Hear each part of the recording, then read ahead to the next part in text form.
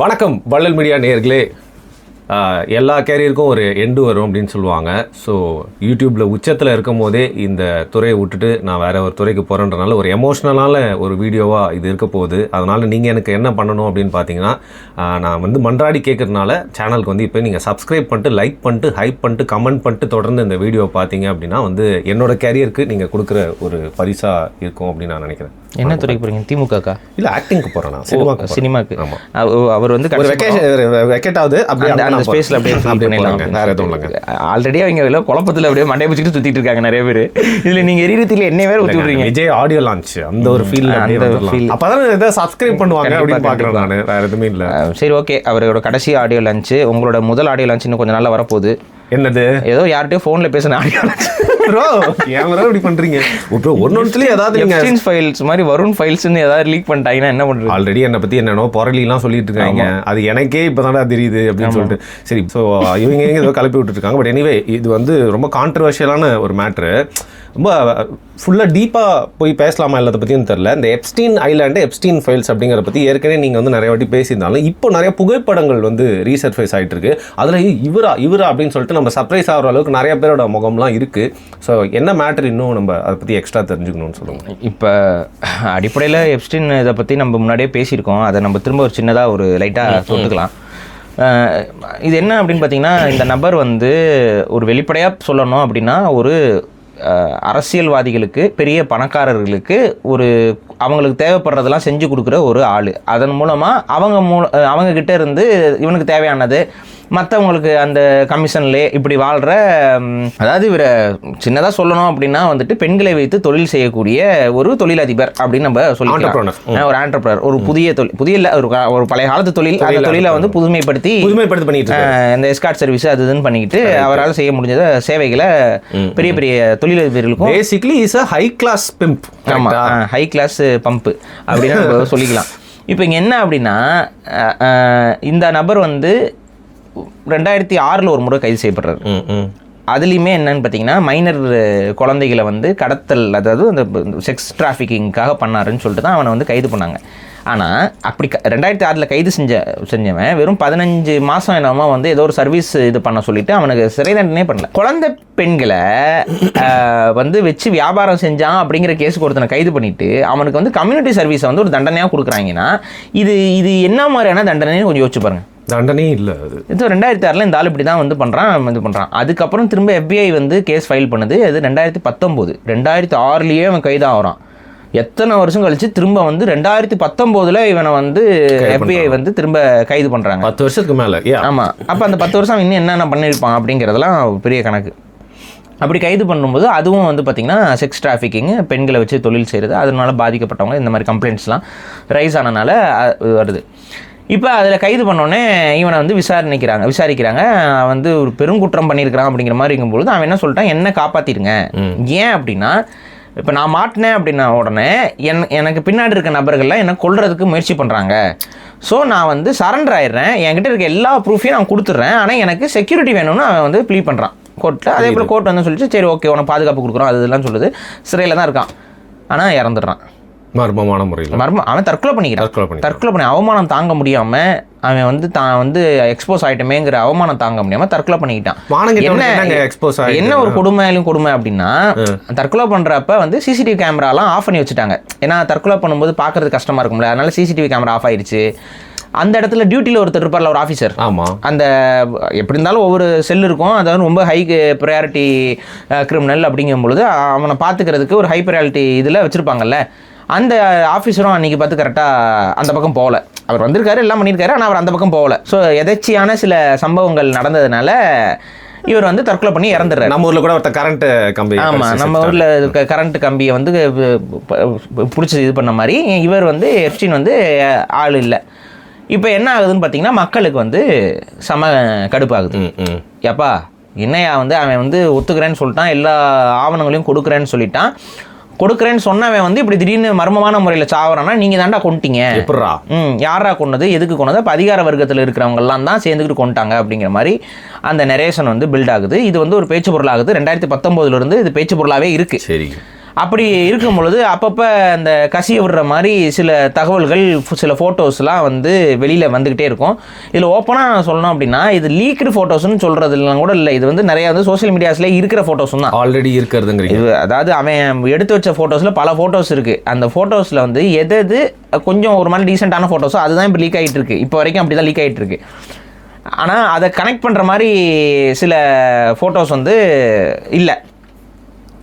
இப்போ இங்கே யாரோட ஃபோட்டோஸ்லாம் மாட்டியிருக்குன்னா, சாட்சாஸ் நம்ம ட்ரம்ப்பே வந்து நிறையா முறை அவனை சந்திச்சிருக்காரு, பேசியிருக்காப்புல. அங்கே வந்து பார்த்திங்கன்னா பல பெண்களோடு நின்றுக்கிட்டு பேசிக்கிட்டு இருக்கிற மாதிரியான ஃபோட்டோஸ்லாம் இருக்குது. இப்போ பெண்கள் அங்கே நின்றுக்கிட்டு பேசிட்டு மட்டும்தான் இருக்கிறதுக்கா, இல்லை இப்போ பேசி முடிச்சுட்டு சாப்பிட போவாங்களா வருவாங்களாங்கிறது நமக்கு தெரியல. ஆனால் அங்கே பெண்கள் வந்து இதெல்லாம் மாடல்ஸு, அதாவது இந்த பெரிய பெரிய மாடல் இவங்கலாம் அந்த டைமில் வந்து இந்த விக்டோரியா மாடல் அதெல்லாம் சொல்லுவாங்க, அந்த மாதிரியான மாடல்ஸு. அதுக்கப்புறம் வந்துட்டு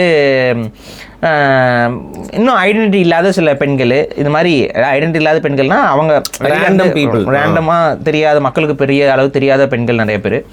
இதில் என்ன கொடுமையிலும் கொடுமை அப்படின்னு பார்த்தீங்கன்னா, அந்த ஃபோட்டோஸில் இருக்கிற பெண்களை ஒரு சில பேர் ஐடென்டிஃபை பண்ணியிருக்காங்கல்ல, அந்த ஃபோட்டோஸ் எப்போ எடுக்கப்பட்டது, அந்த பெண்களுக்கு இப்போ இருக்கிற வயசு என்னங்கிறலாம் கால்குலேட் பண்ணி பார்த்தா அதில் நிறையா பேர் மைனர்ஸு வயசு.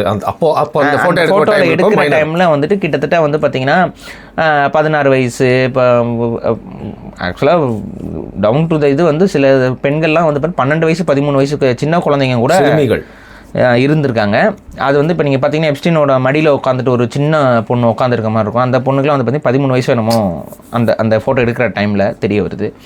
இப்போ அந்த பெண்கள் வந்து எதுக்கு இவங்க கூட வந்து உட்காந்து பேசிகிட்டு இருக்கணும், சின்ன பொண்ணுங்க, எதுக்கு இவங்க இந்த இதுக்கு வரும்? ஏன் இங்கே பிரச்சனை அப்படின்னா, இது வந்து இப்போ நார்மலாக யூஎஸில் ஒரு இடத்துல அப்படிங்கிறபோது அங்கே குழந்தைங்க வந்தாங்க போனாங்கன்னு சொல்லிடலாம். ஆனால் இது அப்படிப்பட்ட இடம் கிடையாது. இது காரணம் என்ன, எப்ஸ்டீன் ஐலாண்டுங்கிறது தனியாக ஒரு தீவையாக அவன் வாங்கிட்டான். இந்த மாதிரி மாமா தொழில் பண்ணி அவன் பேரில் ஒரு தனி தீவே.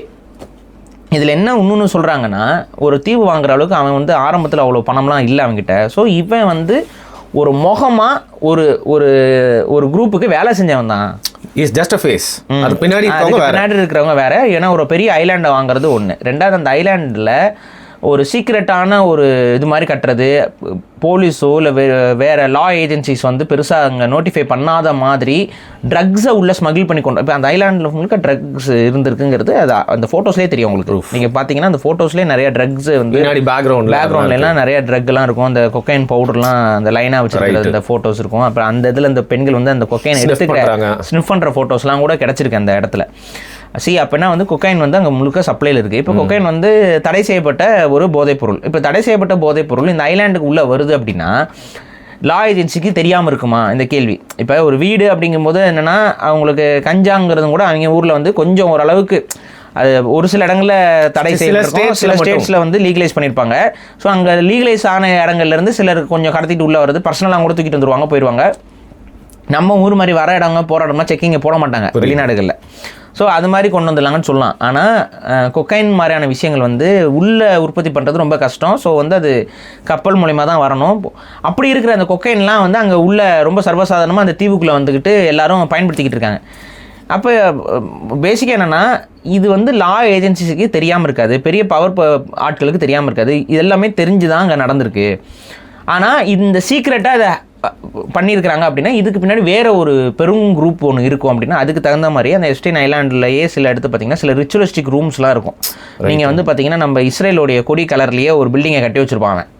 அந்த பில்டிங்குள்ளே போய் பார்த்தீங்கன்னா அது என்னன்னே தெரியாது. அந்த பில்டிங்கு ஒரு மாதிரி சடங்குக்கான இது, அதுதான் ஒரு மாதிரி வட்டமாக இருக்கும். அங்கே அவ்வளோதான், வேறு ஒன்றுமே இருக்காது. அந்த பில்டிங்குள்ளே போனீங்கன்னா சும்மா ஒரு வட்டமாக ஒரு செவுரு மட்டும் இருக்கும். அந்த ஒரு வந்து அது பளிங்கில் செவுரு மாதிரி கட்டிப்பான். அந்த வட்டத்துக்குள்ளே என்ன நடந்துச்சு என்ன, சிலர் சொல்கிறாங்க அதில் பெட்டு இருக்கும், பெட்டில் வந்து செக்ஸுவல் ஆர்ஜிஸ் வந்து போனாங்க அப்படின்னு சொல்லிட்டு. லைக் பேசிக்கலி வந்து செக்ஸ் ஆர்ஜிக்கான ஒரு இடமா அந்த இடத்துல வந்து ஒரு அவங்க வழிபடுற ஒரு கடவுளில், அது அவங்க கடவுள் என்ன பஃபமெட்டு, அந்த பஃபமெட்டை வந்து அங்கே வழிபட்டாங்க அப்படிங்கிறது தான் வெளியிலேருந்து பார்க்குறவங்களுடைய ஒரு கூற்றாக இருக்குது. அப்போ வந்து சேட்டானிக் ஒர்ஷிப் வந்து அந்த தீவில் செய்யப்பட்டது. அதில் வந்து இந்த பெண்கள் வந்து நிர்வாணமாக்கப்பட்டு அங்கே சில இதெல்லாம் வந்து இந்த மாதிரி அசிங்கமாக ஆபாசமெல்லாம் பண்ணிட்டு இருந்திருக்காங்க. இதில் இப்போ இங்கே என்ன பிரச்சனைனா, இதில் பெரிய பெரிய செலிபிரிட்டிஸ் வந்து கலந்துருப்பாங்க அப்படின்னு பார்க்கப்படுகிறது. விளையாட்டு, பாலிட்டிஷியன், ஆக்டர்ஸ், பவர்ஃபுல் பிஸ்னஸ்மேன் எல்லாருமே என்ன. ஆமாம், இப்போ பில் கிளின்டனுடைய ஃபோட்டோஸ் வந்து லீக் ஆகிருக்கு. அதில் வந்து குளிக்கிறது, உட்காந்து இருக்கிறது, இப்போ பெண்களோட பேசிகிட்டு இருக்கிறது, இது மாதிரி. அப்புறம் வந்து ஒரே பூலில் பிக் பாஸ் கலாச்சாரம் தான். பிக் பாஸ்ல அப்படி அதே தானே, ஒரு ஸ்விம்மிங் பூல் வச்சுட்டு எல்லாரும் வாங்க போங்கன்ட்டு குதிச்சுட்டு இருக்காங்களே, நீர் ஆன மாதிரி உள்ள குதிச்சு விளாண்டு இருக்காங்களே. அந்த மாதிரி செத்து போன ஷோ பற்றி பேசிட்டு இருக்கீங்க. இல்லை சொல்கிறேன், இது திட்டணும் போல இருக்குது, வன்மமாக இருக்குது. அதனால ட்ரெண்ட் ஆயிரம் போதுன்னு பார்க்குறேன். அதெல்லாம் முன்னாகாது. எல்லாம் எல்லாருமே காரி துப்பி தான் இருக்காங்க. அதில் போகிறவன் எல்லாருமே காரி துப்புறாங்க, தொடச்சிக்குவேன் அப்படிங்கிற மாதிரி வாழ்ந்துட்டு இருக்காங்க. சரி, அந்த மாதிரி ஒரு இதில் வந்து இருக்கிறாரு. அதெல்லாம் ஃபோட்டோஸ் வந்து எடுத்து வச்சுருக்கிறாங்க. இதெல்லாம் இவன் ஏன் எடுத்தான் அப்படிங்கும் பொழுது, சரி அதெல்லாம் ஃபோட்டோ எடுக்காமல் இருந்தாவே அதெல்லாம் தெரியாமல் இருக்கும். ஸோ இவங்க எதுக்கு இதெல்லாம் எடுக்கிறாங்க, இவங்களோட தப்பை செய்ய விட்டுட்டு அந்த தப்பை வந்து எடுத்து வச்சுக்கிறது மூலிமா நாளை பின்ன இவங்க நம்ம கண்ட்ரோலை விட்டு போனால், புரியுதா, இந்த எப்ஸ்டைன் இந்த அளவோட கண்ட்ரோல் விட்டு போயிட்டா அவங்களுக்கு இந்த ஃபோட்டோஸை காமிச்சு இந்த மாதிரி இந்த ஃபோட்டோஸ்லாம் வெளியிட்டுருவேன், ஸோ நான் சொல்கிறத செய் அப்படிங்கிற ஒரு இஸ்ரேல் டெக்னிக், ஒரு மைல்டு த்ரெட்டை வந்து ரெண்டாவது இந்த ஃபோட்டோஸ்லாம் எடுத்துருக்கிறானே அப்படிங்கிற அந்த அவேர்னஸே வந்து அவங்களுக்கு இருக்கும்ல. அந்த அவேர்னஸ்லேயே அவங்க வந்து பார்த்துருந்து ஆஹா இவங்களுக்கு எல்லாம் தெரியும், ஸோ இவங்ககிட்ட நம்ம வந்து வச்சுக்க கூடாதுங்கிற அந்த ஒரு மைண்ட் செட்டு இருக்கும். ஸோ அந்த கண்ட்ரோல் வச்சுக்கிறதுக்கு அப்படின்னு இதை ஒரு தனிநபர் எப்படி செய்வான்? அமெரிக்கன் பிரசிடென்ட்டு இந்த மாதிரியான ஒரு ஹையர் ப்ரொஃபைலில் இருக்கக்கூடிய நபர்கள், இல்லை ஒரு ரொம்ப பெரிய பணக்காரங்க, ரொம்ப பெரிய சயின்டிஸ்ட்டு, இவங்களெல்லாம் கூப்பிட்டு வந்து பெண்களோட பழக விட்டு அதை ஒருத்தன் ஃபோட்டோ எடுத்து வச்சுக்கிட்டு, இது ஒரு தனி நபர் இவன் இதை பண்ணுறான் அப்படின்னா இவங்க எல்லாம் நினச்சாங்கன்னா என்ன ஆகும்? தெரியாமல் அழிச்சிட முடியும். அப்படி இருக்கும்போது இதை செய்கிறதுக்கே துணிஞ்சிருக்க மாட்டான். ஸோ இவன் இங்கே மேஜர் கன்சர்ன் கிடையாது. இவனுக்கு பின்னாடி யாரோ இருந்திருக்கிறாங்க, ஏதோ ஒரு டீம் இருந்திருக்கு, ஒரு குரூப் இருந்திருக்கு. அந்த குரூப்பை நம்ம வந்து இங்கே அமெரிக்காவில் ஐடென்டிஃபை பண்ணணுங்கிறது தான் இப்போ கொதிப்பாக இருக்குது. மக்களுடைய ஆரம்ப காலகட்டத்தில் இந்த பிரச்சனை 2019 ஆனதுலேருந்தே மக்களுடைய கோரிக்கை இதுதான். ஆனால் இங்கே என்ன பிரச்சனை ஆகுதுன்னு பார்த்தீங்கன்னா, திரும்ப திரும்ப இந்த கவர்மெண்ட் வந்து எப்ஸ்டைனோட அந்த ஆளோடையே முடிச்சுக்கணும்னு பார்க்குறாங்க. அதாவது சிஐஏ போன்ற ஏஜென்சிஸ் எல்லாமே வந்து FBI எல்லாமே அதோடு முடிக்கலான்னு பார்க்குறாங்க. அப்போ இங்கே தான் மக்கள் வந்து இப்போ என்ன ஆகுதுன்னா, ஒரு சில ஃபோட்டோஸ் லீக் ஆயிடுச்சுங்க. இதோட இவங்க என்ன சொல்லிட்டாங்கன்னா, இதுக்கு மேலே எங்ககிட்ட எதுவுமே இல்லைன்ட்டாங்க. சால்வ்டு கேஸ், இதுக்கு மேலே எங்ககிட்ட எந்த ஒரு எவிடன்ஸும் கிடையாதுன்னு சொல்லிட்டு இப்போ இன்றைக்கி அவங்க இன்னைக்கு இல்லை, ஒரு 2 நாளைக்கு முன்னாடி அவங்க சொன்னாங்க. அதுக்கு தான் மக்கள் வந்து கடுப்பாயிட்டாங்க. இல்லை இது இது இது இப்போ என்ன, இதில் என்ன இருக்குது? இதில் ஒன்றுமே இல்லை. இதில் வந்து பெண்கள் இருக்கிறாங்க, பெண்களோட உட்காந்து பேசிட்டு இருக்காங்க. ஸோ இதை ஆட்டோமேட்டிக்காக என்ன சொல்லிடலாம், எல்லாம் அங்கே அதில் இன்வால்வ் ஆயிருக்க அத்தனை பேர். ட்ரம்ப் என்ன சொல்லுவார், நாங்கள் போனேன், அங்கே இருந்த பெண்கள்லாம் பேசினாங்க, ட்ரிங்க்ஸ் சாப்பிட்டோம், அதோட நான் கலைஞ்சு போயிட்டேன், நான் தூங்க போயிட்டேன், அவங்க தூங்க போயிட்டாங்கன்றான். இதோட முடிஞ்சது இல்லை. இதே தான் அங்கே வந்து எல்லாருமே சொல்ல முடியும். இப்போ ஸ்டீவன் ஹாக்கின்ஸ் போயிருந்தாப்புல, அவர் எதுக்கு அங்கே போனார், என்ன பண்ண போகிறாருன்னு ஒன்றும் புரியல நமக்கு. ஆனால் அங்கே போய் உட்காந்துட்டு இருக்காங்க. கூட வந்து பார்த்திங்கன்னா எல்லாம் இந்த பெண்கள், இவங்கெல்லாம் வந்து பார்த்திங்கன்னா ஸ்டீஃபன் ஹாக்கின்க்கு இணையாக படித்து ஃபிசிக்ஸில் ஒவ்வொரு டிபார்ட்மெண்ட்டில் அவங்க வந்து டாக்டரேட் வாங்குறவங்களான்னு பார்த்தா கிடையாது. மாறாக என்னென்னா இதெல்லாம் பாரில் டான்ஸ் ஆடுறதுங்க, அந்த மாதிரி. ஸோ வீல் சேரில் போயிருக்காங்கன்னா, வீல் சேரில் இருக்க நிறைய பேர் போயிருக்காங்களா எனக்கு சந்தேகமாக இருக்குது. அந்த மாதிரி பல இன்வெஸ்டிகேஷன் பேர் போகிறாங்க வராங்க, நம்ம அதெல்லாம் பண்ண முடியாது. புரியுது. ஆமாம், நீங்கள் வேறு இப்போ திமுகவில் சேர்ந்துட்டு இதெல்லாம் பேசுறது வந்து தலைவரே, இதுக்கும் எங்கே முடிச்சு போடுறீங்க நீங்கள்? இல்லை உங்ககிட்ட அந்த இன்டர்வியூலாம் கொடுக்குறாங்களேங்க, அதில் வேற நீங்கள் டபுள் மீனிங்லாம் கேள்வியை கேட்குறீங்க. டபுள் மீனிங் சர்காஸ்டிக்காக கேள்வியை கேட்குறீங்க. அவங்களுக்கு அது புரிய கூட இல்லை. அந்த அளவுக்கு ஒரு அப்பாவியான உடன்பிறப்பை நீங்கள் எப்படியே கண்டுபிடிச்சிங்க?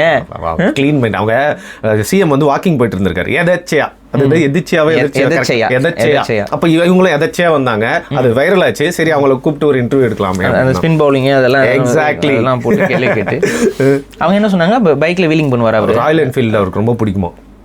ஆமாம், எங்களுக்கும் ஆசையாக இருக்குது. ஒரு முறை ராயல் என்ஃபீல்டில் வந்து நம்ம தமிழக முதல்வர் வந்து ஆடியோ மாடுலேஷன் கொஞ்சம் பார்த்து பண்ணு. அதான் அந்த ஏதோ ஒரு வளைவு கட்டியிருக்கீங்களே, ஏதோ இந்த பெரியார் வளைவுன்னு பேர் மாற்றிருக்கீங்க. அந்த வளைவில் அப்படியே அந்த பைக்கில் அப்படியே ஒரு ட்ரிப்பு அப்படி சுற்றிட்டு வந்தீங்கன்னா, நீங்களும் அப்படியே உங்கள் மகனையும் அப்படியே வச்சுட்டு ஒரே வண்டியில் அப்படியே அந்த வளைவில் அப்படி போயிட்டு வந்தா, ஏன்னா அந்த வளைவு நிறைய பேர் இல்லைங்க, அந்த வளைவு வந்து ஒரு பார்க்கறதுக்கு ஒரு நல்ல ஒரு அந்த இடத்துலேருந்து பார்த்தா நல்லாயிருக்கும்.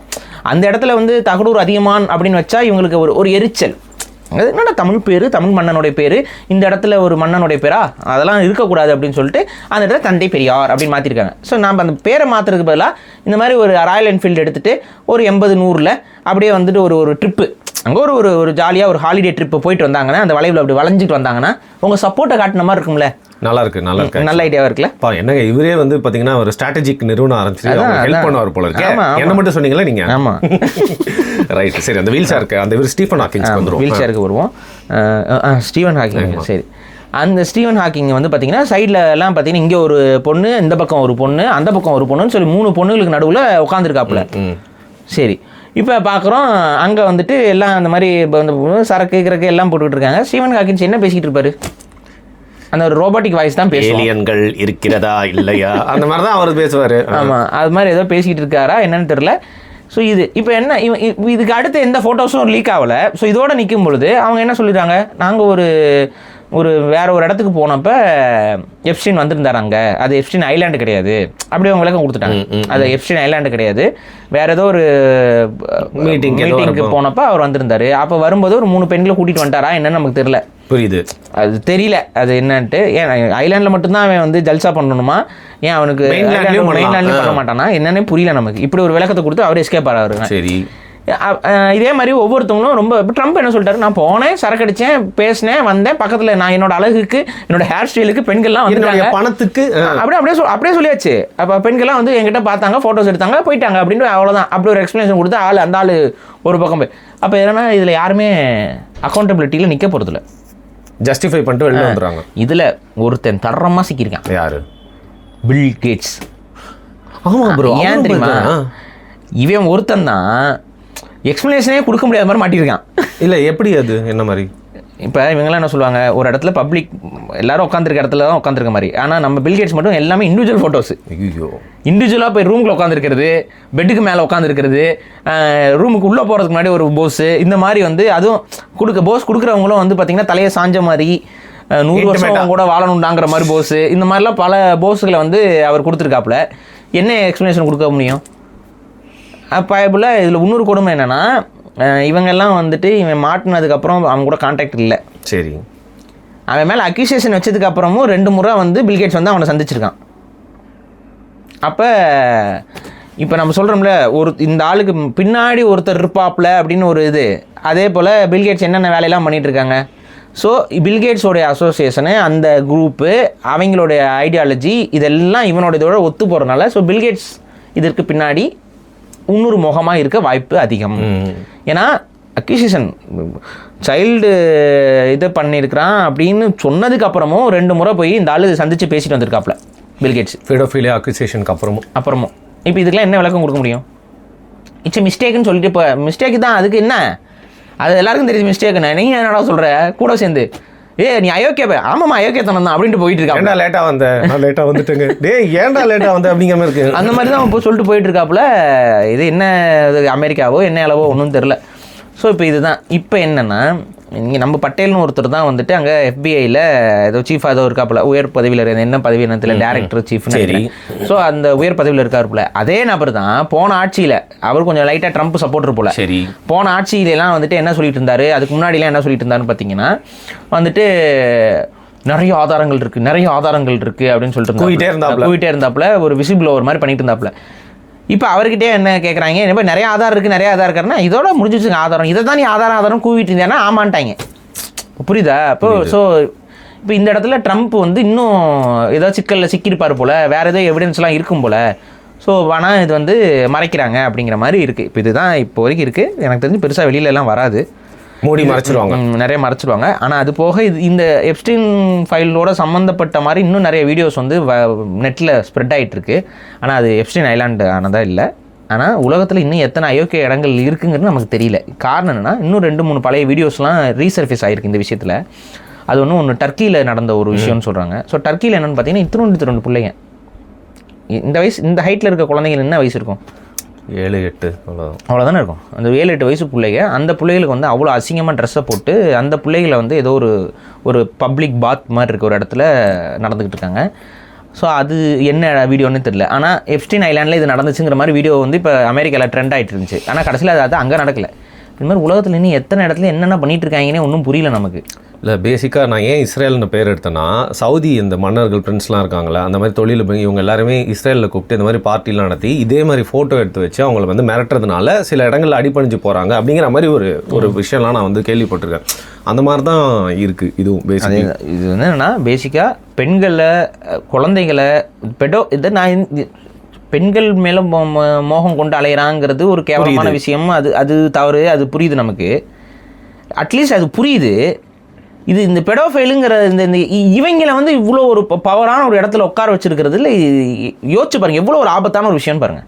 இல்லை பிரதர், நான் என்ன சொல்கிறேன், இப்போ வந்து கே லெஸ்பியன் மாதிரி வந்து பார்த்திங்கன்னா இப்போ பெடோஃபிலியா இது மாதிரி வந்து பார்க்குறாங்கல்ல, அதை நான் அந்த ஒரு பார்வையில் மட்டும் இல்லாமல், அந்த ஒரு காமத்தின் பார்வையில் மட்டும் இல்லாமல், இதை வேணும்ன்ட்டு இது வேற ஏதோ ஒரு காரணத்துக்காக அதுக்கான காரணம் என்னன்னு நான் சொல்கிறேன்.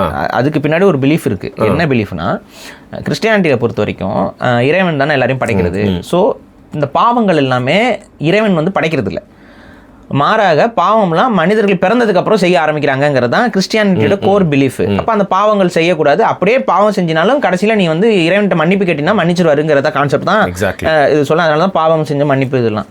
அப்போ கிறிஸ்டியானிட்டி சொல்கிற ஒரு விஷயம் என்னன்னு பார்த்தீங்கன்னா, கடவுள் மேலே எந்த தப்பும் கிடையாது. கடவுள் படைக்கும் பொழுது எல்லாருமே சரியாக தான் படைக்கிறார். அப்போ குழந்தைங்க வந்து இன்னசென்ட்டாக தான் படைக்கப்படுறாங்க. அதே போல் ரீபர்த்துங்கிற கான்செப்டும் கிறிஸ்டியானிட்டி அண்ட் இஸ்லாமில் கிடையாது. அது வந்து இங்கே தான் இப்போ இந்திய மண்ணில் தான் வந்து அந்த ரீஇன்கார்னேஷனு, ரீபர்த் இந்த கான்செப்ட் எல்லாமே இட்டர்னல் லைஃப் இருக்குது. பட் ரீபர்த் கிடையாது. அதாவது ஒரு ஆத்மா ஒரு முறை தான் அந்த உலகத்துக்கு வருதுங்கிறது தான் வந்து கிறிஸ்டியன் அண்டு இஸ்லாமோட சொல்லக்கூடிய அப்ரஹாமிக் மதங்கள் அதுதான் சொல்லுது. அப்போ அந்த ஒரு முறை வர அந்த ஆத்மாக்கள் வந்து இறைவனால் இங்கே வந்து இந்த எக்ஸ்பீரியன்ஸை பார்த்துட்டு இந்த பாவம் இதெல்லாம் செஞ்சுட்டு அவங்க போயிடுறாங்க. அப்போ இந்த செய்கிற நீ பாவத்துக்கு தகுந்த மாதிரி நரகத்துலேயும், நல்லது செஞ்சின்னா சொர்க்கத்துலேயும் நீ அமர்த்தப்படுவாங்கிறது தான் இந்த ரெண்டு மதத்துடைய கோர் ஐடியாலஜி. அப்போ இங்கே படைக்கப்படும் போது கணக்கில் வந்து 0ல் இருக்கணும். அப்போ பியூரான ஒரு சோலாக தான் நீ படைக்கப்படுற. அதுக்கப்புறம் நீ அதில் நல்லது செஞ்சு இப்போ நல்லவன் ஆகிறியா, கெட்டது செஞ்சு கெட்டவன் ஆகிறியாங்கிறது உன்னோட வாழ்க்கைங்கிறது.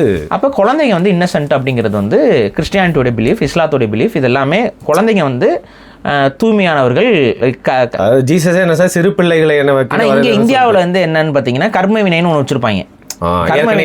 போன ஜென்மத்தில் நீ பண்ண அது பண்ண இது பண்ண சொல்லி பழி எல்லாத்தையும் தூக்கி குழந்தையா இருந்தால் கூட அதுக்கு இப்போ நம்ம என்ன சொல்லுவோம், ஒரு குழந்தைய வந்து என்னடா ஒரு குழந்தை ஒரு என்னடா இவ்வளோ கஷ்டப்படுது அப்படின்னா அடிபட்டுருச்சுன்னா உடனே இவங்க என்ன சொல்லிடுவாங்க, இங்கே அது போன ஜென்மத்தில் என்ன பாவம் பண்ணுச்சோ. அதனால இந்த கர்ம வினைங்கிற கான்செப்ட்லாம் வந்து பார்த்தீங்கன்னா நம்ம கிட்ட கிடையாது, தமிழில் கிடையாது. இது வந்து நடுவில் கிரியேட் ஆன ஒரு தப்பான ஒரு ஐடியாலஜி. பட் ஆனால் தமிழர்களுடைய இதில் வந்து பார்த்தீங்கன்னா ஊழ்வினை இருந்தது. ஊழ்வினை வந்து அன்சர்டனிட்டி, எது வேணால் நடக்கலாம். அன்சர்டனிட்டிங்கிற ஒரு விஷயமும் ஒன்று இருந்துச்சு. என்னதான் நீ நல்லவனாகவே இருந்தினாலும் சில நேரங்களில் வந்து ஊழ் வந்து நமக்கு அப்போ இந்த ஊழ்வினைங்கிறது வந்து அன்சர்டனிட்டிங்கிற அந்த இதை புரிஞ்சுக்காம ஊழ்வினை தான் கர்மவினை, கர்மவினை ஊழ்வினை ஒன்று, ஊழ்வினை போன ஜென்மத்தில் நீ பண்ண பாவம் வந்து அப்படின்னு இப்போ தப்பு ஊழுக்கான ஒரு சரியான வார்த்தையை பண்ணாமல் அதுக்கான சரியான வார்த்தை அன்சர்டனிட்டி. இப்போ ரொம்ப நல்லவனாகவே இருப்பீங்க, ஆனால் உங்களுக்கு ஆக்சிடென்ட் நடக்கும். அப்போ ஏன்னா நல்லவனாக இருந்தான் செத்துட்டானே, இப்போனா பாவம் செஞ்சிருப்பான் போன ஜென்மத்தில் அப்படின்னா அது அப்போ நான் கேவலப்படுத்துறதா இல்லையா? கெட்ட பழக்கமும் இல்லை, நோய் வருது, சம்திங் லைக் தட். அப்போ இதை கேவலப்படுத்துறதா இல்லையா? இந்த இது இல்லை தமிழர்கள்ட்ட. தமிழர்கள் வந்து என்ன சொன்னாங்கன்னா, அப்படி நடக்குதுன்னா அதுதான் ஊழ்வினை. ஊழ்னா அன்சர்டனிட்டி. எவ்வளோ தான் நல்லவனாக இருந்தாலும் எவ்வளோ தான் எதாக இருந்தாலும் இது மாதிரி மாறி நடக்கிறதுக்கு வாய்ப்புகள் உண்டு. இது அன்சர்டனிட்டி. அதான் அப்போ இதுதான் தமிழரோடது. ஸோ அந்த ஃபிலாசபிக்கலாக தமிழர்கள் எவ்வளோ சுப்பீரியராக இருந்திருக்கிறாங்கிறத பாருங்கள். எல்லாத்தையுமே கடவுள் மேலே பாரம் போடாமல் சயின்டிஃபிக்காக ஒரு விஷயத்தை வந்து அன்றைக்கே நம்பினாங்க. இப்போ இதில் என்ன ஆகுதுன்னு பார்த்தீங்கன்னா, இந்த குழந்தைகள் வந்து ரொம்ப தூய்மையானவர்கள் அப்படிங்கிற ஒரு விஷயம் இருக்குல்ல. இப்போ இவனுங்கள்லாம் சாட்டானிக் வர்ஷிப்பர்ஸு, சாட்டானிக் பிலீவர்ஸு. சாத்தான் வந்து கடவுளை என்ன கேள்வி கேட்டுச்சு, நீ ஒழுங்காங்கிறது தான், உன்கிட்ட குறைகள் இருக்குங்கிறது தான் சாத்தானுடைய கேள்வி. சாத்தான்கிறது இவங்களோட பிலீஃபில் என்ன, லூசிஃபருங்கிற ஒரு ஃபாலன் ஏஞ்சல். அவங்க வந்து அந்த நபர் வந்து கடவுளுடைய செயல்பாடுகளில் திருப்தி இல்லாமல் கடவுளை சந்தேகப்பட்டு இல்லை கடவுள் மேலே கடவுளோட இடத்துல போய் உட்காருவேன் அப்படின்னு ஆணவம். ரெண்டாவது கடவுள் வந்து சரியில்லை அப்படிங்கிற கான்செப்ட். கடவுள் எல்லாமே சரிங்கிறது எல்லா ஏஞ்சல்ஸும் நம்புறது. கடவுள் எது செஞ்சாலும் நல்லதுக்கு தான் அப்படின்னு அப்படிலாம் கிடையாது அப்படின்னு சொல்லி ஒரு ரிபல் மாதிரி ஒரு நம்ம பொறாம ப்ரோ. ஏன்னா நீ என்ன இவங்கள போய் படைச்சிட்டு இவங்களுக்கு நீ போயிட்டு எங்களெல்லாம் வணங்க சொல்றேன்னு சொல்லிட்டு மனிதர்களுக்கு சேவை செய்யணும்னு சொல்லும்போது இதெல்லாம் நான் எதுக்கு பண்ணணும் அப்படின்ட்டு இவங்களை போய் அப்படி இப்படிங்கிற கான்செப்ட் தான்.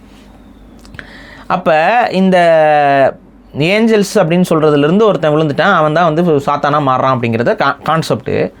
இந்த சாத்தான் வந்து என்ன பண்ணுதுன்னா, இவங்களோட பிலீஃப் இப்போ எப்படி டெவலப் ஆகுதுன்னு பார்த்தீங்கன்னா, சாத்தானுக்கு வந்து பவர் அதிகம். கான்செப்ட் சாத்தானுக்கு பவர் அதிகம். Is the prince of the universe. அப்போ இந்த சாத்தான் வந்து கடவுளோட படைப்புல பியூரிட்டின்னு சொல்கிற ஒரு குழந்தை. ஆனால் அந்த பியூரிட்டியாக இருக்கக்கூடிய குழந்தையும் சாத்தான் நினைத்தால் கரப்ட் செய்ய முடியும். அந்த பவர் அவனுக்கு இருக்குது, அந்த பவர் இருக்குது. ஸோ கடவுள் வந்து ஒன்று செய்கிறாருன்னா அந்த கடவுளுடைய விஷயத்த கூட சாத்தான் நினச்சா அதுக்கு தனக்கு தன்மையாக மாற்றிக்க முடியும் அப்படின்னு சொல்லி இது. இப்போ கிறிஸ்டியானிட்டி இதுலலாம் வந்து பார்த்திங்கன்னா செக்ஸ் வந்து ஒரு புனிதமான ஒரு ரிலீஜியஸ் பேஸ்டான ஒரு விஷயமா தான் இருக்குமே ஒழிய இந்த கட்டற்ற பாலியல் சுதந்திரம்ங்கிற அந்த கான்செப்ட்லாம் வந்து கூட மட்டும் தான் பண்ணும். ஆமாம், எந்த மதத்துலையுமே கிடையாது. எந்த மதத்துலையுமே கட்டற்ற பாலியல் சுதந்திரம்ங்கிற ஒரு விஷயம் இல்லை. அப்படி இருக்கும்போது இங்கே பேசிக்காக இவங்க சாட்டானிக் பிலீவர்ஸ் என்ன பண்ணுவாங்கன்னா, எப்படி நம்ம இங்கே ஒருத்தர் பெரியாருன்னு சொல்கிறாங்கல்ல, அந்த கருத்தியல் அப்படியே சாட்டானிக் பிலீவர்ஸ்கிட்ட இருக்கும். அவங்கள பொறுத்த வரைக்கும் என்னென்னா, கல்யாணம் பண்ணிட்டு தான் வாழணும்னு அவசியம் இல்லை. யாரோட வேணாலும் படுக்கலாம், யாரோட வேணாலும் எந்திரிக்கலாம், எப்படி வேணாலும் வாழலாம், எத்தனை பேரோட போகலாம், எத்தனை பேரோட பண்ணலாம், அப்பன் பொண்ணு மகன் கிகன் இதெல்லாம் பார்க்கக்கூடாது, எல்லாரும் ஒன்றா போனலாம். அது பேர் தான் குரூப் ஆர்ஜி. குரூப் ஆர்ஜிங்கிறது என்ன கான்செப்ட்? எல்லாம் ஒன்றுக்குள்ள உறவுக்காரனாக தான் இருப்பான். அம்மா இருக்கும், தங்கச்சி இருக்கும், எல்லாம் இருக்கும். அங்கே வந்து எல்லாரும் ஒன்றா செக்ஸ் வச்சுக்கோங்கிறது அதுக்கான என்னன்னு புரிஞ்சுக்கோங்க. குரூப் ஆர்ஜியை பொறுத்த வரைக்கும் அப்பாவில் இது வந்து உங்களோட நேக்கட்னஸை கூட பார்த்துடக்கூடாது. அப்படி இருக்கும் பொழுது இது வந்து அந்த கிறிஸ்டியன் கட்டமைப்பையே உடைக்கிற எல்லாத்தையுமே செய்ய வைக்கிறது தான் இந்த சாட்டானிக். இது இங்கே இந்த இடத்துக்குள்ள தான் சாட்டானிக் பிலீவ் வந்து வருது. அப்போ இந்த ரிச்சுவல்ஸ் எல்லாமே கிறிஸ்டியன் பிலீவ்ஸுக்கு அப்படியே நேர் எதிராக இருக்கும். அப்போ கிறிஸ்டியன் பிலீவ்ஸில் குழந்தைய வந்து உசுரை கொடுத்து காப்பாற்றணும்னு நினைக்கக்கூடிய குடும்பங்கள் இருக்கிற இடத்துல தான் வீட்டு குழந்தையவே தானே செக்ஸுவலாக அப்யூஸ் பண்ணுறது அப்படிங்கிறது தான் இந்த பெடோஃபிலியாவுடைய சாட்டானிக் பாயிண்ட் ஆஃப் வியூ. புரியுதுங்களா? பியூர் ஆக்கிறது. எந்த பாவமும் எந்த ஒரு இதுவும் தெரியாத கள்ளக்காப்படமற்ற குழந்தையும் கூட கள்ளத்தனம் செய்ய வைக்க முடியும் அப்படிங்கிறது தான் அந்த சாத்தானிக் பிலீஃபோடைய இது. அந்த அடிப்படையில் தான் அந்த குழந்தைய வந்து அப்யூஸ் பண்ணுறது, அந்த குழந்தைய வந்து சாத்தானுக்கு படைக்கிறது, இந்த கான்செப்டெல்லாம் பண்ணுற. நீங்கள் இந்த சாட்டானிக் படங்கள்லாம் நிறைய பார்த்தீங்கன்னாவே அவங்களே அவங்க இது எதுக்கு அந்த அவங்க வீட்டு குழந்தையவே கொடுக்குறதுனா அதுவும் வந்து பைபிளில் இருந்து எடுத்த விஷயந்தான். இப்போ பைபிளுடைய முதல் ஏற்பாட்டில் வந்து உன்னுடைய பையனை வந்து பலி கொடுத்து, அதாவது ஆபிரகாம் வந்து பண்ண சொல்லும் பொழுது அவங்க என்ன பண்ணுவாங்க, முழு மனதோடு கொடுப்பாங்க. ஆனால் திரும்ப அந்த குழந்தை வந்து அதுக்கு வந்து உயிர் கொடுத்துருவாரு, அதான் தடுத்துருவார். ஆனால் அந்த வில்லிங்னஸ், அந்த நம்பிக்கை அவங்களுக்கு இருக்காங்கிறத அவர் செக் பண்ணுறதுக்கு ஒன்று பண்ணுவார். புரியுது. அதே தான் இந்த வேலை. அதை வந்து அப்படியே மார்க் பண்ணுறது தான் இந்த ஒரு விஷயம். இதை இந்த ஒரு கிறிஸ்டியன்ஸ் நிறைய பேர் ஒரு படம் பார்த்துருப்பீங்க. அந்த இப்போ ஒரு சமீபத்தில் ஒரு படம் எடுத்தாங்கல்ல அது ஒரு நல்ல பெரிய டைரக்டர் தான் எடுத்தது, க்ரூசிஃபிகேஷன். அந்த இதை வந்து படம் பேஷன் ஆஃப் த கிறிஸ்ட் கடைசியாக மெல் கிப்சன் எடுத்திருந்தார். அதில் நீங்கள் பார்த்தீங்கன்னா இயேசுநாதரை வந்து அங்கே சிலுவையில் அடித்து துன்பப்படுத்திகிட்டு இருப்பாங்க. அப்போ வந்து மரி வந்து அழுதுகிட்டு இருப்பாங்க. அந்த டைமில் ஒரு சீன் காட்டுவாங்க. அந்த சீன் வந்து பார்த்தீங்கன்னா ஒரு பெரிய கிழமை மாதிரி ஒரு குழந்தை அது கையில் இருக்கும். அதுக்கப்புறம் வந்து ஒரு பேய் மாதிரி ஒரு இது முக்காடு போட்டு ஒரு இது வந்து அப்படியே தூக்கிட்டு போகிற மாதிரி ஒரு சீன் இருக்கும். பார்த்துட்டு சிரிக்கிற மாதிரி இருக்கும். நம்ம குழந்தை மாதிரி இருக்கும், திரும்பி பார்த்தா அது கிழமை முடிஞ்சிருக்கும். அது நிறைய பேருக்கு அதை வந்து டீகோட் பண்ண தெரியல. இந்த சாட்டானிக் ரிச்சுவல்ஸை புரிஞ்சிருந்தா அது உங்களுக்கு புரியும். அந்த படத்தில் அதை வந்து மெல் கிப்சன் வந்து அது மாதிரி மறைமுகமாக வச்சுருப்பார். என்னன்னா அந்த குழந்தைங்கிறது வந்து வேறு யாரும் இல்லை, சாத்தான் தான். சாத்தான் வந்து கடவுளை வந்து கலாய்க்குது. எப்படி கலாய்க்குதுன்னா, நீ வந்து உன் குழந்தைய, கடவுளுடைய குழந்தை தான் ஜீசஸ், போட்டு அவதிப்பட விட்ற, ஆனால் என்னுடைய குழந்தைய நான் இவ்வளோ பாதுகாப்பாக பார்த்துக்கிட்டு போகிறேன் பாரு அப்படிங்கிறது சாத்தான் வந்து காட்டுற மாதிரி ஒரு சிம்பலிசமாக மெல் கிப்சன் வச்சிருப்பாரு. அப்போ என்னன்னா அந்த சாட்டானிக் மைண்டுங்கிறது என்னென்னா கடவுளை சேலஞ்ச் பண்ணுறது எப்போவுமே தொடர்ச்சியாக. ஸோ நீங்கள் எதெல்லாம் புனிதம்னு சொல்கிறீங்களோ அதுக்கு எல்லாத்தையும் வந்து புனிதமற்றதுன்னு சொல்கிறது, எதெல்லாம் சரின்னு சொல்கிறீங்களோ அது அப்படிலாம் இல்லை, அப்படி தான் வாழணும் அவசியம் இல்லை, இப்போ ஆண் பெண் தான் அப்படின்னா அப்படிலாம் கிடையாது. இதெல்லாம் சாட்டானிக் விஷயமா இருக்கும். ஸோ இதை வச்சுக்கிட்டு நீங்கள் இன்றைக்கி வேர்ல்டு பாலிடிக்ஸை பார்த்தீங்கன்னா இந்த சாட்டானிக் குரூப்ஸ் எந்தெந்த கருத்தியலை இன்ஃப்ளூயன்ஸ் பண்ணுவாங்க, எதை வந்து அவங்களுக்கான விஷயமா அதை எப்படி மக்கள்கிட்ட இன்னொன்று என்னென்னா ஒரு தப்பான ஒரு விஷயத்த நீங்கள் செய்யுங்கன்னு சொன்னால் யார் செய்வா? செய்ய மாட்டோம். அது தப்புடா அப்படிமோ. ஆனால் அதை செய்ய வைக்கிறது தான் மேனிப்புலேஷன். டெம்ப்ட் பண்ணுறது, அதை செய்ய வைக்கிறதுக்கு ஒரு காரணத்தை உங்களை நம்ப வைக்கிறது. For example selling the soul வந்து உன்னை பெரிய செலிபிரிட்டி ஆக்கும், அந்த மாதிரி உனக்கு பணமும் இதுவும் கிடைக்கும், நீ வா. அப்போ இங்கே பாருங்க, ஒரு இதெல்லாமே மூட நம்பிக்கை தான். இப்போ நீங்கள் வந்து இன்றைக்கி பெரிய பெரிய மியூசிக் இண்டஸ்ட்ரியில் இருக்கக்கூடிய செலிபிரிட்டிஸ் எல்லாருக்குமே இது நடந்திருக்கு. சில பேர் வந்து ஓப்பன் அப்பும் பண்ணியிருக்காங்க. அவங்களுக்கு வந்து ஒரு அக்ரிமெண்ட்டே கொடுப்பாங்க. அது ஒரு ரிச்சுவலிஸ்டிக் அக்ரிமெண்ட்டே இருக்கும். அந்த அக்ரிமெண்ட்டில் அவங்க கையெழுத்து போடுவாங்க. செல்லிங் த சோல் அது வந்து பிளட்டில் வந்து கையெழுத்து போடுவாங்க. இது வந்து அவங்களோட பிளட்டில் கையெழுத்து போடுறதுங்கிறது வந்து அதை பேனாவில் ஊற்றி பிளட்டை கலெக்ட் பண்ணி ஒரு பேனாவில் ஊற்றி அந்த பேனாவில் வச்சு கையெழுத்து போடுவாங்க. இது மாதிரி வாங்கியிருக்காங்கன்னு சொல்லி ஒரு சில மியூசிக் இண்டஸ்ட்ரியில் இதை நான் செய்ய மாட்டேன்னு சொல்லிட்டு நான் வந்துட்டேன் அப்படின்னு சொல்கிற சில ஆட்கள்லாம் இருக்காங்க. சில பேர் செஞ்சதுனால தான் இந்த இடத்துக்கு வந்திருப்பாங்க அப்படின்னு சொல்லுவாங்க. அப்படி நீங்கள் இன்னொன்று கவனிச்சிங்கன்னா, மியூசிக் இண்டஸ்ட்ரியில் க்ரோ ஆகும்போது அவங்க வந்து கடவுளை போற்ற விதமாகலாம் இருப்பாங்க. ஸ்டார்டிங்கில் நார்மலான பாடல்கள் இருக்கும், ஒரு மாதிரி கொஞ்சம் ஒரு அந்த டார்க் இருக்காது. ஆனால் வளர வளர வளர வளர நீங்கள் பார்த்தீங்கன்னா அவங்களுடைய பாடல்களில் முழுக்க முழுக்க சாட்டானிக் சிம்பிள்ஸ் வரும். அது சாத்தானை வந்து நிறைய நீங்கள் எந்த ஆர்டிஸ்ட் எடுத்துக்கோங்க, இன்றைக்கி வந்து ஃபேமஸாக இருக்கிற ஒரு 10 ஆர்டிஸ்ட், டாப் ஃபேமஸ் ஆர்டிஸ்ட் நீங்கள் இங்கிலீஷு, ஹாலிவுட்டு, நம்ம ஊரில் எங்கேயும் எடுத்துக்கோங்க. நீங்கள் அவங்களோட ஆரம்ப காலகட்ட மியூசிக்ஸை பாருங்கள், அப்படியே அதில் வர சிம்பாலிசம்ஸில் அதில் அவங்க என்னென்னலாம் ப்ரமோட் பண்ணாங்கன்னு பாருங்கள். நல்லா வளர்ந்ததுக்கப்புறம் அவங்க பண்ணிட்டு இருக்கிறதுல இருக்க சிம்பாலிசம் எதை நோக்கி இருக்குன்னு பாருங்கள். லவ்வில் ஆரம்பிச்சு செக்ஸில் போய் முடிஞ்சிருக்கும். ஸோ அது முழுக்க பார்த்தீங்கன்னா டெய்லர் ஸ்விஃப்ட்லாம் சொல்ல தேவையில்லை. ஃபுல்லாக வந்து பெல்லிஸ் இந்த ஒரு பொண்ணு இருப்பாங்க, எல்லாருமே வந்து பார்த்தீங்கன்னா இந்த சாட்டானிக் இதுக்குள்ளே போயிட்டு அப்படியே வந்து வேற மாதிரி ஆயிடுவாங்க, உருமாறிடுவாங்க. ஹரியானா கிராண்டே அந்த பொண்ணு வந்து சாத்தானாவே மாறிட்டாலான்னு தெரியல, கிளவி மாதிரி ஆயிடுச்சு ப்ரோ அந்த பொண்ணு. முழுக்க முழுக்க வந்து அந்த அதாங்க ஒரு தப்பான ஒரு வாழ்வியலுக்குள்ளே ஆட்படும் பொழுது இந்த இப்போ உங்கள் முகத்தை பார்த்தே உங்களுக்கு அந்த க்ளோ இருக்கா இல்லையான்னு தெரியும். இப்போ ஹரியானா கிராண்டே முன்னாடி இருந்த பழைய வீடியோஸை பாருங்கள், அந்த முகத்தில் ஒரு இன்னசென்ஸ் தெரியும், ஒரு க்ளோ தெரியும், க்யூட்டாக இருப்பாங்க. இப்போ பாருங்கள் பாவமாக இருக்கும். இப்போ பாவம் இல்லை, இப்போ வந்து ஏதோ ஒரு தப்பு அப்படி முகத்தில் தெரியும். அது கூட ஒன்று சுற்றிக்கிட்டு இருக்குமே மொட்டை, அது ஒன்று, அது இப்போ பார்த்தா கேட்டா அதை பார்த்தா வந்து சாத்தான் மாதிரியே இருக்குது. பண்ண ட்ரெஸ் எல்லாம் அப்படி தான் இருக்குது, சாத்தான் மாதிரியே சுற்றிட்டு இருக்கு. ஸோ இதுதான் வந்து இந்த பேட் இன்ஃப்ளூயன்ஸு எப்படி யாரை எப்படி மாற்றி கொண்டு வரும் அப்படிங்கிறது. இதுக்கு வந்து இந்த மியூசிக் இண்டஸ்ட்ரியில் இந்த மாதிரி ரத்தத்தை ஊற்றி கையெழுத்து போடுவாங்க அப்படிங்கிற ஒரு நிறைய பேர் சொல்கிற ஒரு விஷயம். இது எதுக்கு அப்படின்னா, இதை கையெழுத்து போட்டோன்னா என்ன சாத்தான உதவியாக பண்ண போகுது? சாத்தான உதவி பண்ண போகிறதில்ல, இந்த சாத்தானை நம்புறவனுங்க தான் உதவி செய்ய போகிறாங்க. அவங்க ஆல்பம் வந்து விற்பாங்க, அவங்களுக்கு வந்து பெரிய பட்ஜெட் எல்லாம் பண்ணுவாங்க. அப்போ ஆட்டோமேட்டிக்காக அந்த பாட்டெல்லாம் ஓரளவுக்கு நல்லா இருந்தனால தான் வளர்ந்தே வரான். ஸோ ஆட்டோமேட்டிக்காக அவனை கண்ட்ரோலுக்கு எடுக்கிறது, அவன் மூலிமா மெசேஜஸை வந்து பாடல்களை கடத்துறது போகிறதுன்னு அவங்க பண்ணிகிட்டு இருப்பாங்க. அப்போ இது எதுக்கு இந்த ரிச்சுவலை பண்ணுறாங்க? அப்போ இவனுக்கு அந்த எழுதி கொடுக்குறவனுக்கு நான் உங்களுக்கு ஹெல்ப் பண்ணுறேன் அப்படின்னு சொன்னால் சரி பண்ணுங்கன்னு யாராக இருந்தாலும் சொல்லுவாங்க. ஆனால் சாத்தானுக்கு உன்னுடைய ஆத்மாவை நீ விற்க போகிற அப்படிங்கும்பொழுது இது மூட நம்பிக்கையாகவே இருந்தாலும் எந்த அளவுக்கான கமிட்மெண்ட்டை இறைவனுக்கு கடவுளுக்கு எதிராக அவன் எடுக்கிறான் பாருங்க.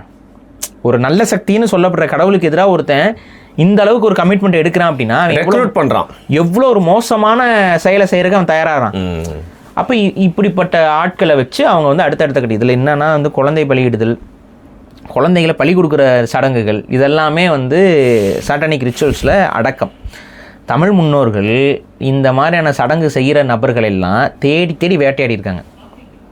மூவேந்தர்கள் காலகட்டத்திலேயே இந்த மாதிரி வந்து குழந்தை, இப்போ நம்ம ஊர்களில் ஒரு வழக்கம் இருக்கும், பூச்சாண்டிக்கிட்ட வந்து புள்ளைய கொடுத்துருவோம்ட்டு. அதை நிறைய பேர் தப்பாக புரிஞ்சுக்கிட்டு பூச்சாண்டிங்கிறது வந்து அந்த காலத்து சைவ சமயத்துன்னு போட்டு தப்பாக போட்டு தெரியலன்னா மூடிக்கிட்டு இருக்கடா, புரியுதுங்களா? தெரியலன்னா பேசாமல் இருக்கணும். சும்மா ஏதாவது ஒன்று போட்டு ஏற்றி விட்டுருது. அவங்க வந்து அன்றைக்கி இருந்து சைவ மதத்தவர்களை வந்து தப்பாக காட்டுறதுக்காக அப்படி சொன்னாங்கன்னா அதெல்லாம் கிடையாது. சைவ சித்தாந்தவாதிகள் வந்து குழந்தைகிட்ட போகிறதுங்க, அதெல்லாம் குழந்தைய பிடிச்சிட்டு போகிறவங்கிறவன் வந்து குழந்தைகளை பலி கொடுக்குற இந்த சாட்டானிக் ஒர்ஷிப்பை செய்கிற ஒரு குரூப்பு. அது இங்கேயும் இந்தியாவிலையும் இருந்துச்சு, உலக அளவில் இருந்துச்சு, இந்தியாவிலையும் இருந்துச்சு. தீய சக்திகளை வழிபடுற ஒரு கூட்டம் இருந்துச்சு. அந்த கூட்டம் வந்து அந்த காலகட்டத்தில் குழந்தைங்க விளையாடும் பொழுது, பெண் குழந்தைங்க விளையாடும் பொழுதுலாம் தூக்கிட்டு போயிட்டு கொலை பண்ணுறது, கழுத்தை இது பண்ணி அந்த பூஜை பண்ணுறதுங்கிற அந்த கான்செப்ட்லாம் இருந்துச்சு. அப்போ வந்து அவங்கள தான் நம்ம பூச்சாண்டின்னு சொன்னோம். சித்தர்களை அப்போ பூச்சாண்டின்னு சொன்னோம். சித்தர்களுக்கும் பூச்சாண்டிகளுக்கும் வித்தியாசம் தெரியாது. என்ன சொல்கிறேன், மக்கள் நீ வந்து யாரோ ஒருத்தன் சொல்லிட்டு போல, யாரும் அதை எழுதலை. இது வந்து செவி வழியாக பழக்கத்தின் வழியாக வர்றது. சரி, பூச்சாண்டிக்கிட்ட பிடிச்சி கொடுப்பேன்னு எங்கே ஏதாவது சங்கலிக்க பாடல்லையோ இல்லை வந்து இதுலேயோ எழுதியிருக்கா? இல்லை, பழக்க வழக்கங்கள் மூலமா பேச்சு வழக்கங்கள் மூலியமா வருது. அப்பனா என்னன்னா அங்க ஒரு தப்பானவனை தான் அந்த அடையாளப்படுத்திச்சே ஒழிய அது வந்து சித்தர்களை சொல்லிச்சுன்னா இந்த மாதிரி தப்பு தப்பா விளக்கம் கொடுக்கறத முதல்ல நிறுத்துங்க. இதுக்கு என்ன ஆதாரம்? சித்தர் தான் அது சொல்லிச்சுங்கிற என்ன ஆதாரம்? ஒரு ஆதாரமும் கிடையாது. கிளப்பி விடுறது. அப்போ அது வந்து சைவ சித்தாந்தத்தின் மீது ஒரு வெறுப்பு இருக்கவே இந்த வேலையை பண்ணி விட்டு போயிடுறது. அன்றைக்கி சைவ மதத்தையே எல்லாம் மக்கள் எதிர்த்தாங்கன்ட்டு மக்கள்லாம் யாரும் எதிர்க்கல. இன்னைக்கு இந்தியாவில் என்றைக்குமே சித்தர்களை பார்க்கும்போது பெரிய மதிப்பு கொடுக்குற இதில் தான் இருக்கிறாங்க. ஆனால் இங்கே இந்தியாவில் தான் ஒரு கொடுமை என்னென்னா சாத்தானை வெளிப்படுற மனித பிணம் திங்கக்கூடவனும் சித்தர்கள் போலவே வேஷம் கட்டிக்கிறான். அவனுக்கும் அதுக்கு சம்மந்தமே கிடையாது. அந்த முறையை வந்து சைவ சித்தாந்தம் கட்டுமே எதிர்த்துச்சு. அவங்களெல்லாம் அழிச்சிருக்காங்க, அவங்களெல்லாம் கொலையும் செய்திருக்காரு. நீங்கள் அகோரிகளே நம்ம ஏற்றுக்கலன்னு தான் சொன்னீங்க. அகோரிகள் தாங்க அந்த வழிபாடே வந்து மனித இனத்திற்கு எதிரான வழிபாடு தான். அதை வந்து ஹிந்து விஷயத்துக்குள்ளேயும் கொண்டு வந்து அகாமடேட் பண்ணிட்டு போட்டு குட்டையை குழப்பி வச்சுருக்காங்க. நீங்களே யோசிங்க, ஒரு மனிதன் மற்றொரு மனிதனுடைய மாமிசத்தை உணவாக உட்கொள்கிறான் அப்படின்னா இது எந்த பாரம்பரியத்துக்குள்ளேருந்து வரும்? இல்லை, இந்த சாட்டானிக் ரிச்சுவல்ஸில் மனுஷன் கேனிபலிஸ்டிக் இதுவும் ஒரு இது. அதுதான். ஏன்னா கிறிஸ்டியானிட்டி, இஸ்லாம் போன்ற அத்தனை மதங்களும், மனித இனத்தில் இருக்க தோன்றிய அத்தனை மதங்களும் மனித பிணத்தை உணவாக எடுத்துக்கொள்ளக்கூடாதுங்கிறத கடுமையாக எதிர்க்குது. அப்போ கடவுளுடைய ஆணையாக அது இருக்குது. அப்போ அதை உடைக்கணும். புரியுதா நான் சொல்கிறது? திங்கலாம் தப்பு இல்லை. Going against it. ஸோ இந்த முறை வந்து இந்த எலும்பு கூடுகளை வந்துட்டு இன்னொன்றுங்க, நம்மளோட முன்னோர்களை வந்து நம்ம வழிபடுற மரபு தான் நமக்கு. அவங்கள வந்து புதைச்சி அந்த இடத்துல நடுகள் நட்டு அவங்கள வழிபட்டுட்டு தான் இருந்திருக்கிறோம். அவங்களோட எலும்பு இது எல்லாத்தையும் பாட்டுக்கிட்டு சுற்றிக்கிட்டு இருக்கிறதுங்கிறது இந்த கான்செப்டே வந்து நம்ம மரபு கிடையாது. இது குழப்பம். இந்த குழப்பலாட்டத்தையும் சேர்த்து நீங்கள் இந்து விஷயம்னு நீங்கள் பிணைஞ்சிட்டீங்க. இதுதான் இங்கே, அதனால தான் இங்கே பிரச்சனையே. இங்கே சரியான விஷயங்களை ஒரு பக்கம், தவறான விஷயத்தையும் சேர்த்து அகாமடேட் பண்ணிவிட்டு அதுவும் என்னோடதுன்னு சொல்கிறது இருக்குல்ல, அது வந்து தப்பு. அதை தான் இங்கே சரி செஞ்சு மாற்றணும். ஆனால் இங்கே மாற்றுறதுக்கு நிறைய பேருக்கு இல்லை. அவங்கள அறியாமலே வந்து அந்த தவறான விஷயங்களுக்குள்ளேயும் தங்களை ஆட்படுத்தி கொண்டே இருக்கிறாங்க. இது சொல்லிட்டா ஒரு தப்பு தெய்வ குத்தம் மாதிரி பேசுகிறான் அப்படின்றும் வந்துச்சு. தப்புனா தப்பு, புரியுதா? எந்த கடவுளும் வந்து மனித பிணத்தை தின்னுன்னு சொல்லவும் கிடையாது, திங்கவும் கிடையாது. அது கடவுள் தின்னதாக சொல்கிறது இதெல்லாம் வந்து இப்போ தேவையில்லாமல் சிவனை தான் வந்து ரொம்ப இதுக்கு தப்பாக காட்டுறதுக்காக இந்த மாதிரி கதைகள்லாம் இது பண்ணுறாங்க ஃபுல்லாக. சிவன் படைப்பு கடவுள். சைவ சித்தாந்தத்தை பொறுத்த வரைக்கும் ஆக்கமும் அழிவும் அனைத்தும் சிவன் தான். அனைத்தும் சிவமயம்னு சொல்கிறது என்ன பொருள்? ஆக்கமும் தொடக்கமும் முடியும். இங்கே புரிஞ்சுக்கணும், ஹிந்துவிசத்தில் சிவனுக்கு வந்து மேஜர் ரோல் கிடையாது. சரி, ஹிந்துவிசம் வந்து முழுக்க விஷ்ணுவை மையப்படுத்தியது. அதை வச்சு தான் கட்டமைக்கிறாங்க ஃபுல்லாக. விஷ்ணு தான் ப்ரையாரிட்டி. விஷ்ணுவை மையப்படுத்தி அடுத்து வந்து விஷ்ணுடைய அவதாரங்களை மையப்படுத்தி தான் அது ஹிந்துவிசம் இருக்கும். ஆனால் அதை நம்ம வைணவம்னு சொல்லிடுவோம். ஆனால் ஆக்சுவலாக வைணவம், தமிழ் வைணவத்துலையுமே விஷ்ணுவை விட சிவன் தான் மூத்தவர். நீங்கள் தமிழ் வைணவ கடவுளாக இருக்கக்கூடிய நீங்கள் மாயோன் வந்து கிருஷ்ணர், அதான் மாயோன் கிருஷ்ணர் வைணவத்துக்குள்ளே வரமாட்டார். அவர் அதெல்லாம் வைணவமே இல்லை. ஆனால் அப்சர்வ் பண்ணிக்கிட்டாங்களா? இல்லை, பின்னாடி போட்டு குழப்பிக்கிட்டாது. அதாவது விஷ்ணுவை வச்சு தான் வைணவம். ஆனால் விஷ்ணுவோடைய சிலையை தமிழர்கள் வடிக்கும் பொழுது சிவனுக்கு பூஜை செய்கிற மாதிரி தான் இருக்கும். இது லிங்கத்துக்கு நீங்கள் லிங்கத்துக்கு ஒரு கை வந்து பூஜை செஞ்சுட்ருக்கோம், படுத்திருப்பாரு. ஒரு கை வந்து பார்த்தீங்கன்னா லிங்கத்துக்கு பூஜை செஞ்சுட்ருக்கோம். எதுக்கு? ஸோ சிவன் தான் ஆதிநாதர். ஸோ ஆதிநாதர் அவரோட ஃபிலாசபியில் தான் இவங்க எல்லாருமே வராங்கங்கிற கான்செப்ட் தான் தமிழர்களுடைய மெய்யியல். அதில் சைவ சித்தாந்தம்ங்கிறது சிவனோட வழியை அப்படியே பின்பற்றி வருது. வைணவம்ங்கிறது வந்து சிவனுக்கு அடுத்து இன்னும் அதை வந்து மெருகேற்றதுல முருகனும் மெருகேற்றாரு, அது கௌமாரம்னு போயிடுது. அதுக்கு அடுத்து வந்து பார்த்திங்கன்னா விஷ்ணு. ஸோ விஷ்ணுவின் வழியில் விண் ஆராய்ச்சி செய்தவர்கள் விண்ணாய்வு சித்தர்களாக இருந்தால் அவங்க தான் வைணவர்கள்னு அறியப்படுறாங்க. புரியுது. ஸோ ஆனால் எல்லாருமே அதனால தான் நீங்கள் தமிழ்நாட்டில் எந்த வைணவ கோயிலாக இருக்கட்டும், எந்த சைவ கோயிலாக இருக்கட்டும், அங்கே லிங்கம் இல்லாமல் இருக்காது. வைணவ கோயிலுமே லிங்கம் இருக்கும். ஒன்று கூட அது மாதிரி பெரிய அதான் சொல்லுறேன், விஷ்ணுவோடைய சிலைக்கு பக்கத்துலேயே எங்கள் லிங்கம் இருக்கே. அதுக்கு இந்த மீனிங் என்ன? ஒருத்தர் கடுப்பாக போகிறாரு. அப்போ இங்கே இது என்னென்னா சிவன் தான் நம்மளோடதுலேருந்து சிவன் தான் மூலமாக கருதப்படுறது. அதுக்கு அடுத்து தான் மித்தவங்க எல்லாருமே. அதாவது விஷ்ணுவை நம்ம மதிக்காமல, விஷ்ணுவையும் கடவுளை தான் நம்ம பார்க்குறோம். ஆனால் சிவன் ஃபஸ்ட்டு ப்ரையாரிட்டி. ஆனால் அங்கே அப்படியே நார்த்தில் நீங்கள் போனீங்கன்னா அது அப்படியே மாறிடுச்சு. நார்த்தில் வந்து பார்த்திங்கன்னா அங்கேயும் எல்லாம் போட்டு குழப்பி வச்சுருக்கிறாங்க. அங்கேயும் சிவனை வழிபடுறவங்க தனியாக இருக்கிறாங்க, விஷ்ணுவை ப்ரையாரிட்டி. ஆனால் இந்த ஹிந்துவிசம் வந்து பிணையும் போது அதை விஷ்ணுவை மையப்படுத்தி தான் அந்த எல்லா கதைகளும் இருக்கும். அதனால தான் அவங்க வந்து நீங்கள் சவுத்தை தாண்டிட்டீங்கன்னா சிவனை போட்டுறதை விட விஷ்ணுவோட அவதாரங்கள் ராமன் அப்படி இப்படி போயிடும். புரியுதுங்களா? ஸோ இதுதான் சரி, ரொம்ப இதுக்குள்ளே போகிறோம். பேசிக்காக என்னென்னா, கடவுள் அப்படிங்கிறது நன்மைக்கான நல்ல வழியில் மக்களை வழிநடத்துவது தான் மதங்கள். ஒரு மதம் வந்து தனது மக்களை வந்து நல்ல வழியில் வழிநடத்த வைக்கிறதுக்கான ஒரு தாட் ப்ராசஸ் தானே ஒழிய தவறானவற்றை ஒரு மதம் செய்யாது. ஏன்னா மதங்களை உருவாக்க நீங்கள் நம்ம சொல்லலாம், கடவுள் வந்து அதெல்லாம் சொன்னார் போனார். என்னை பொறுத்த வரைக்கும் என்னோடய பார்வையெல்லாம் பகுத்தறிவு சிந்தனையோடு பார்க்கும் பொழுது நல்ல மனிதர்களால் வழிநடத்தப்படுவது தான் மதம். நல்ல மனிதர்கள் இந்த மனித சமூகத்திற்கு எதெல்லாம் சரியோ அதை மதம்னு உருவாக்கும். ஆனால் இதெல்லாம் உடைக்கணும், இதெல்லாம் அழிக்கணும்னு நினைக்கிறவன் தான் தனக்கு ஒரு கடவுளாக ஒரு சாத்தான்னு ஒரு விஷயத்தை வந்து உருவாக்கி கொண்டு அவன் தப்பான வழிகளில் மக்களை எப்படிலாம் நாசம் பண்ணணுமோ, மக்களை எப்படி அடிமைப்படுத்தணும். இங்கே எல்லா மதங்களும் மக்களுக்கு வந்து முழு உரிமை கொடுக்கும். எல்லா மதங்களும் வந்து மக்களுக்கு தனி மனித சுதந்திரம்ங்கிற ஒரு விஷயத்தை கொடுக்கும். சாய்ஸுங்கிறது நீ யோசிச்சு வா, இதெல்லாம் இது எதுவுமே இருக்கக்கூடாதுன்னு. அதான் இதுக்கு அப்படியே நேர் எதிரானது. அடிமையாக இருக்கு. இன்னைக்கு நீங்களே யோசிச்சு பாருங்கள், நம்ம கடவுள் காட்டிய பாதையில் அதிகமாக பயணிக்கிறோமா, இல்லை இங்கே இருக்கக்கூடிய அரசாங்கங்கள், இங்கே இருக்கக்கூடிய கார்ப்பரேட்டு, இங்கே இருக்கக்கூடிய பெரிய பெரிய பன்னாட்டு நிறுவனங்கள் இவைகள் நம்மளை தீய பாதைக்கு அதிகமாக எடுத்து செல்லுதா? ஒரு பெண்ணுடைய உடலை ஆபாசமாக பார்க்கக்கூடாதுன்னு எல்லா மதமும் சொல்லுது. ஆனால் இன்றைக்கி நம்ம எல்லாருமே பெண்கள் வந்து ஆபாசமாக டெய்லியும் தினந்தோறும் 1000 முறை பார்த்துட்டு இருக்கோம். புரியுதா? இருக்கவே முடியல. நீங்கள் இன்ஸ்டாகிராம் பண்ணால் எல்லாம் அங்கே. அப்போ எந்த அளவுக்கு இந்த சாட்டானிசம் வந்து ஆதிக்கம் செலுத்தி கொண்டிருக்கு இந்த உலகத்தில்ங்கிறத புரிஞ்சுக்கோங்க. நம்ம திங்கிற உணவுலேருந்து எப்படிங்க இந்த பர்கரு இந்த கடைகளை பற்றிலாம் சில நார்த்தில் வெளிநாடுகளில் வர கன்ஸ்பிரசிஸ்லாம் நீங்கள் பார்த்தீங்கன்னா ரொம்ப மனம் உடஞ்சி போயிடுவீங்க. திங்கவே மாட்டோம். ஏன்னா நான் சொல்கிறேன்ல, எந்த பாவத்தை செய்யவே கூடாதுன்னு இந்த மதங்கள் சொல்லுதோ அந்த பாவத்தை எல்லா மக்களையும் செய்ய வைக்கிறார்கள்னு ஒரு விஷயமும் இருக்குது. ஸோ இது போனால் டீப்பாக இருக்கும். பட் நான் என்ன சொல்கிறேன்னா, அந்த மாதிரியான ஒரு தவறான ஒரு கேவலமான மனிதர்களுக்கே எதிரான ஒரு கூட்டம் தான் இந்த உலகத்தை ஆட்சி செய்கிறது. அவங்க தான் இந்த எப்ஸ்டீன் ஃபைல்ஸ்க்கு பின்னாடியும் இருக்கிறாங்க. அவங்களை பாரிசாலன் இலுமினாட்டி என்று சொல்வேன். உங்களுக்கு டீப் ஸ்டேட் என்று சொன்னால் சொல்லிக்கொள்ளுங்கள், இல்லை சாட்டானிக் வொர்ஷிப்பர்ஸ் என்று சொன்னால் சொல்லிக்கொள்ளுங்கள், சீக்ரெட் சொசைட்டி, இல்லை வந்து உங்களுக்கு என்னென்ன பேர் வச்சு சொல்லணுமோ சொல்லிக்கோங்க, உங்களுக்கு எது கௌரவமான பேராக இருக்குமோ வச்சுக்கோங்க. ஆனால் இதுதான் உண்மை. இப்படி ஒரு குரூப் இருக்குது. அந்த குரூப் நம்மளெல்லாம் தவறான பாதையில் தொடர்ச்சியாக நடத்துது. அந்த குரூப் சில ஐடியாலஜிஸை உருவாக்கி திரும்ப மனிதர்களை வந்து சோதித்து கொண்டே இருக்கிறது, குழப்பிக்கொண்டே இருக்கிறது. அந்த குழப்பத்துக்கு அடிமையாக போகிறவன் நாசமாக போயிடுவான். ஸோ இதுதான் நடக்குது. சமீபத்தில் நீங்கள் ஸ்ட்ரேஞ்சர் திங்ஸ் பற்றி சொன்னீங்க. அதில் ஒரு பையன் தேவையில்லாமல் அவன் வந்து பார்த்தீங்கன்னா எனக்கு வந்து பொண்ணுங்களை பிடிக்காதுன்ற எல்லாத்துலேயுமே திணிச்சிட்டாங்க ப்ரோ. ஸோ மொத்தத்தில் இதுக்கு பின்னாடி வந்து பார்த்தீங்கன்னா நீங்கள் ஒரு பெரிய ஆளை பார்க்குறீங்க, பட் அதுக்கு பின்னாடி அவனே ஆட்சி செய்கிற ஒரு ஆள் இருக்கான் அப்படிங்கிறது தான் சொல்ல வரீங்க. ஓகே, இது வந்து நிஜமாக டீப் சப்ஜெக்ட்டு. இதை வேறு ஒரு ரீசன்ஸ்க்காக நம்ம தொடர்ந்து வந்து பேசுவோம். இன்றைக்கி இதை கேட்குறவங்களுக்கு நிறைய பயமாக இருந்தாலும் பட் இதில் பேசிக்காக ஒரு புரிதல் ஏற்பட்டிருக்கு அப்படின்னு தான் எடுத்துப்பேன். மிக்க நன்றி பாரி. நன்றி. எந்த கடவுளாக இருந்தாலும் நல்லதை செய்வது மட்டும்தான் கடவுள். கெட்டதை செய்கிறது எதுவுமே கடவுள் கிடையாது. அது சாத்தான்கள். அதை மனசில் வச்சுக்கோங்க. அவ்வளோதான்.